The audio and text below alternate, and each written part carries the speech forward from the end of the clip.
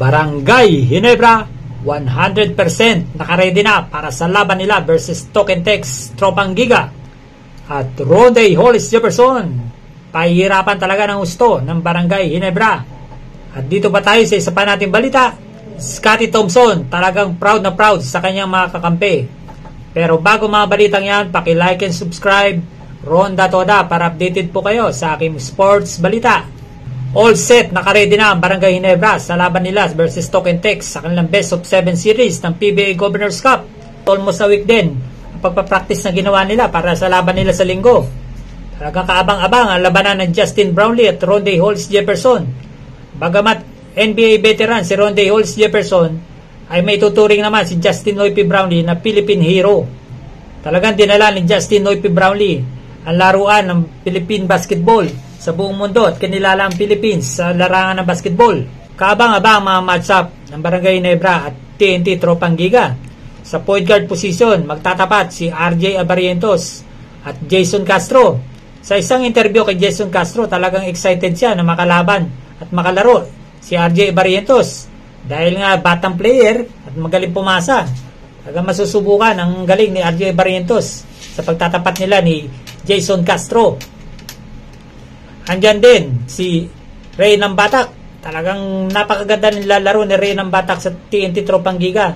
Siguradong itatapat din to kay RJ Barrientos. Pero alam naman natin si RJ Barrientos, veterano ang laruan nito. Ay tuturing man rookie siya, pero yung laro niya ay pang-veterano talaga.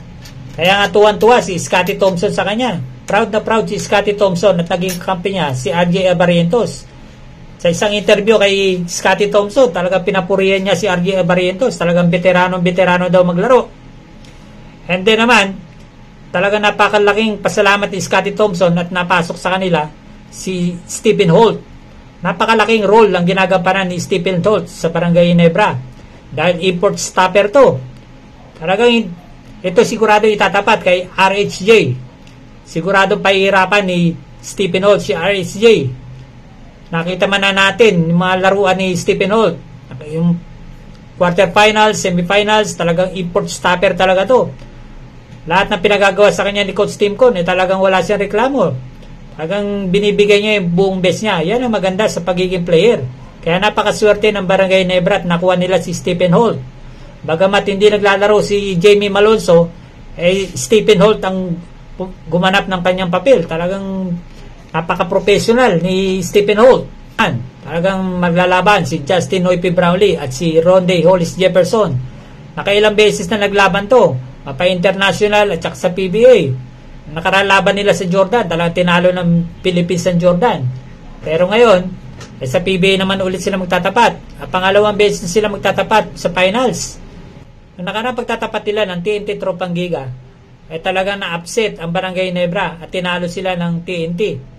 Dahil nga, na-food poison si Justin Noype Brownlee. Ito ang kinatatakutan ng mangyayari ngayon.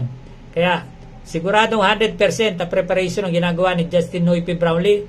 At pa-conditioning coach, at saka sa kanyang nutritionist. Talagang inaalagaan ang pagkain ni Justin Noype Brownlee para di na maulit yung nangyari ng nakaralaban nila. Na-food poison siya hanggang sa hindi na siya nakalaro.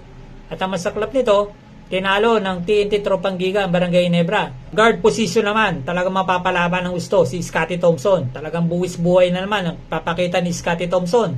Sigurado magbabantay na naman sa kanya si Calvin Octana at saka si RR Pugoy. Mga nakalipas na laban nila, talagang si Calvin Octana talagang bumabantay sa kanya. Kaya todo ensayo ngayon ni Scotty Thompson. Talagang bibigay na naman niya ang kanyang 100%. Talagang MVP talaga ang kanyang laruan ngayon. Sa center position, talagang mapapalaban ng gusto si Japet Aguilar. Sigurado tatapatan siya ng TNT Tropang Giga. Malamang natatapat sa kanya si JP Eram at saka si Kelly Williams. Talagang malulupit to. Kasi itong dalawa na to, physical maglaro to. Talagang dirty player to, lalo na si Poy Eram. Talagang mapapalaban ng gusto at masasaktan talaga si Japet Aguilar. Andiyan pa si Kelly Williams. Talagang napakatibay din yan. Kahit na may edad na si Kelly Williams, ay kita mo naman laruan niya, talagang parang bata pa kung maglaro. Talagang hindi nagbabago yung kanyang laro at kanyang kondisyon.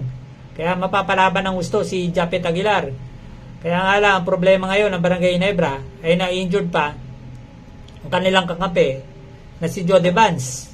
Kaya problema rin ng Barangay Ginebra ngayon kung sino ipapalit kay Japet Aguilar kapag napag-trouble o napagod. Sigurado mabibigyan ng playing time si Raymond Aguilar at saka si Ben Adamos. Yan ang magpapalitan sa center position. Japet Aguilar, Adamos, tsaka Raymond Aguilar. Sa shooting guard naman, ay mapapalaban ng gusto si Maverick Anmisi. Talagang babantay talaga siya ng token text. Kasi nakarang laban nila sa San Miguel Beer, ay talagang napakalaking impact nung outside shooting ni Maverick Anmisi. Napakaganda na kanyang nilalaro nung nakarang semifinals. Tatauin talaga siya ni Glenn Cubontin at saka ni RR Pugoy.